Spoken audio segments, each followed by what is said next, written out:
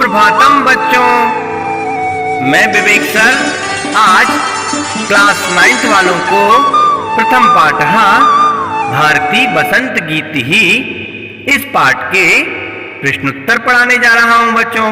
तो जल्दी जल्दी अपनी कॉपी निकाल के लिखना शुरू कर दीजिए। तो चलिए प्रश्न नंबर 1 देखते हैं बच्चों। एक पदेन उत्तरम लिखत, अर्थात एक शब्द में उत्तर लिखें। तो चलिए लिखते हैं। का वाला प्रश्न देखिए, कभी काम संबोधयति, अर्थात कभी किसको संबोधित करते हैं? उत्तरम वाणीम अथवा सरस्वतीम, मां सरस्वती को।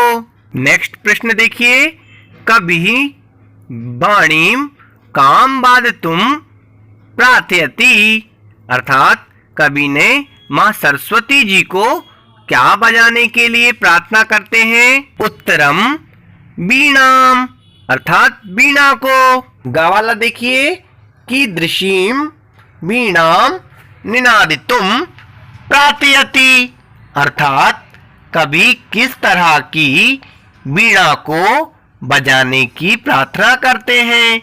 उत्तरम नवीनामये, अर्थात नई वीणा को। प्रश्न नंबर घ देखिए, गीतिम कथम गातुम कथयति, अर्थात कवि कैसा गीत गाने को कहते हैं? उत्तरम मृदुम, अर्थात कोमल। अंगा देखिए, सरसाहा रसालाहा कदा लसंती, अर्थात कब आम के पेड़ मधुर सुशोभित हो रहे हैं? उत्तरम बसंते, अर्थात बसंत ऋतु में। इसी तरह प्रश्न नंबर 2 देखिए, पूर्ण वाक्येन उत्तरम लिखत, पूर्ण वाक्य में उत्तर लिखें। तो चलिए लिखते हैं। का वाला देखेंगे, कभी वाणीम किम कथयति, अर्थात कभी मां सरस्वती जी को क्या कहते हैं? उत्तरम कभी वीणा पाणीम नवीनाम वीणाम वादितुम ललित नीतिलीनाम मृदुम गीतिम गातुम च कथयति, अर्थात कभी मां सरस्वती जी को नई वीणा बजाने के लिए और कोमल सुंदर नीति में लीन गीतों को गाने के लिए प्रार्थना करते हैं या कहते हैं। इसी प्रकार खवाला देखिए, बसंते किम भवति, अर्थात बसंत ऋतु में क्या होता है? उत्तरम बसंते मधुर मंजरी पिंजरी भूतमालाहा सरसाहा रसालाहा लसंती ललित कोकिला काकलीनाम कलापहा विलसंती, अर्थात बसंत ऋतु में कोमल आम पुष्प पीले वर्ण से युक्त सुशोभित हो रहे हैं और कोयलों का समूह मधुर आवाज कर रही हैं या कर रहे हैं। गा वाला प्रश्न देखेंगे, सलिलम तब वीणामकरण्य कथम उच्छलेत, अर्थात नदियों का जल तुम्हारी वीणा को सुनकर कैसे उच्छलित हो उठा है? उत्तरम सलिलम तब वीणामकरण्य सलीलम उच्छलेत, अर्थात नदियों का स्वच्छ जल तुम्हारी वीणा को सुनकर खेल खेल के साथ उच्छलित हो उठा है। नेक्स्ट प्रश्न देखिए, कभी भगवतीम भारतीम कस्याः तीरे मधुमाधवीनाम नताम पंक्तिम अवलोक्य वीणाम वादितुम कथयति, अर्थात कवि मां भगवती सरस्वती जी को किस नदी के किनारे पर मधुर मालती के लताओं को देखकर वीणा बजाने के लिए कहते हैं? उत्तरम घा देखिए, कभी भगवतीम भारतीम कलिंदात्मजायाः सबानीर तीरे मधुमाधवीनां नतां पंक्तिम अवलोक्य वीणा वादितुम कथयति। अर्थात कभी माँ भगवती सरस्वती जी को वेद की लताओं से युक्त यमुना नदी के किनारे पर झुकी हुई मधुर मालती की लताओं को देखकर अपनी वीणा बजाने के लिए कहते हैं या प्रार्थना करते हैं। प्रश्न नंबर 3 देखेंगे। का स्तंभे पदानि खा स्तंभे तेषां पर्याय पदानि दत्तानि तानि चित्वा पदानां समक्षे लिखत। अर्थात पर्यायवाची शब्दों को चुनकर लिखिए। तो चलिए लिखते हैं। उत्तरम नंबर 3 देखिए। का स्तंभः ख स्तंभः। तो का वाला देखेंगे सरस्वती, इसका पर्यायवाची क्या होता है? वाणी। और खा देखिए आम्रम, आम्रम का पर्यायवाची रसालः। गा वाला देखिए इसी तरह पवनः, पवनः का समीरः। घा वाला देखिए तटे, इसका क्या होगा? पर्यायवाची तीरे। और अंगा देखिए भ्रमणानाम अलीनाम। नेक्स्ट प्रश्न देखिए बच्चों। प्रश्न नंबर 4।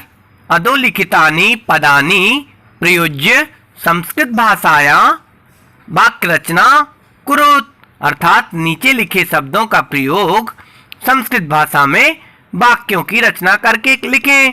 उत्तर नंबर 4 देखेंगे। निनादय शब्द है बच्चों, इसको लेकर वाक्य की रचना करते हैं।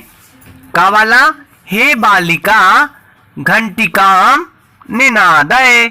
अर्थात हे बालिका घंटी को बजाओ। खा वाला देखेंगे बच्चों, शब्द है मंदम मंदम, जिसका अर्थ होता है धीरे धीरे।